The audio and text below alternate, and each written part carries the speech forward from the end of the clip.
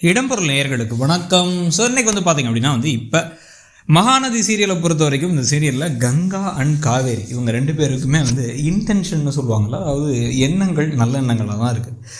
இப்போ யமுனா கூட கொஞ்சம் சுயநலமாக சிந்திப்பாங்கன்னு வச்சுக்கோங்களேன். அந்த குடும்பத்திலே நர்மதாவிலேருந்து ஆரம்பித்து கங்கா காவேரி எல்லாருமே ஓரளவுக்கு ரொம்பவே நல்லவங்க தான் வச்சுக்கேன்.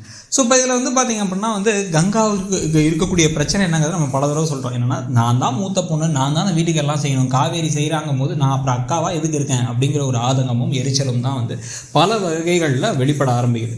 அதில் காவேரி தப்பே செஞ்சால் கூட அவள் வாழ்க்கையில் எதுவும் பிரச்சனை இல்லாமல் ஒரு பணக்கார பையன், அதுக்கப்புறம் வீட்டில் இருக்கவங்களா அவ கூட க்ளோஸாக இருக்காங்கன்னு எல்லாம் இருக்குது. அவர் ப்ராப்பர் எக்ஸ்ட்ரோவர்ட் வேறு அப்படின்னு நினைக்கிறாங்க. என்னென்னா, சகஜமாக எல்லாத்தையும் பழக முடியும், பேச முடியும், கேஷுவலாக இருக்க முடியும், சிரிக்க முடியும், சந்தோஷமாக இருக்க முடியும், எவ்வளோ கஷ்டமான சூழ்நிலையும் அப்படி கிடையாது. ஆனால் இவங்க ஒரு பெரிய அக்காவாக இருக்குங்கிற பொறுப்பை இவங்களே எடுத்த இந்த குருவி தலையில் பணங்கைய வச்ச மாதிரி அப்படியே சுற்றி தெரியறதுனால எப்போ பார்த்தாலும் மூஞ்சியை உருன்னே வச்சுட்டு இருக்காங்க.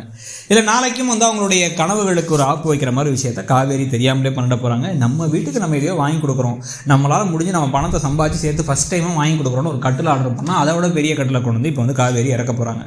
அதை இறக்கணுன்னா இப்போ குமரனுக்குமே பெரிய அப்செட் ஆக போகுது. உன்னை யார் இதெல்லாம் செய்ய சொன்னால் நாங்கள் செஞ்சுப்போம் அப்படின்னா, ஏன்கா அப்படின்னா நான் வாங்கிட்டு வந்தேன் அப்படின்னு சொல்லும் பொழுது அக்காவுக்காக இப்போ காவேரி செய்ய வேண்டியது அக்காவுடைய மனநிலையை புரிஞ்சுக்கிட்டு, சரிக்கா இதை நான் திருப்பி உடனே அனுப்பிடுறேன், இந்த ஆர்டரை நான் கேன்சலே பண்ணிடுறேன், திருப்பி அனுப்பிடுறேன், நீ வாங்கினதே இருக்கட்டும்க்கா, நீ செலவழிச்சதாகவே இருக்கட்டும்க்கா அப்படின்னு சொல்லிடணும்.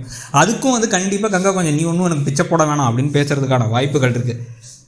இப்போ தான் சரியானாங்க இந்த ஃபங்க்ஷனில் வச்சு அப்படின்னு இப்போ நினச்சிட்டு இருக்கும் போதே இவங்க ரெண்டு பேத்துக்குள்ளார திருப்பி ஒரு பிரச்சனையும் வரப்போகுது. இதில் உடஞ்சி போய் உட்காந்துருக்க காவேரிக்கு ஆறுதலை திருப்பி கொடுக்க போகிறது தாத்தாவாக இருந்தாலும் அவங்களுக்கு ஆறுதல் கொடுக்குற ஒரு இடத்துல இருக்கிறது யாருன்னு பார்த்தா அது விஜய் தான்.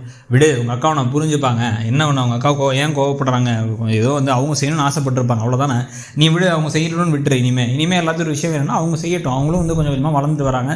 நீ இப்போ சம்பளம் வாங்குறதுல உங்கள் வீட்டுக்கு வேணால் ஒரு அமௌண்ட்டை கொடுத்துரு, அந்த அமௌண்ட்டை வச்சு அவங்க செலவுக்கு பார்த்துக்கிட்டு மிச்சம்னா உங்கள் அக்கா செய்ய வேண்டியது செய்யட்டும். நீ தேவையில்லாமல் எல்லாத்தையும் நானே பண்ணுறேங்கும் போது ஒன்ட்டு இருக்க காசுக்கு நீ சம்பாதிக்கிறதுக்கு எல்லாத்துக்கும் இது ரொம்ப கம்மியாக தெரியல, ஆனால் அவங்களுக்கு அது பெரிய விஷயமா இருக்கும் அப்படின்னு விஜய் புரிய வச்சார். அப்படின்னா ஏற்கனவே விஜய் நமக்காக பசுபதியில் சண்டை போட்டிருக்காரு நம்ம குடும்பத்துக்காக, ப்ளஸ் இப்போவும் இவ்வளோ பாசமாக இருக்காரு. இப்படி ஒருத்தர் நம்ம கூடவே இருந்தால் நல்லாயிருக்கும்ல.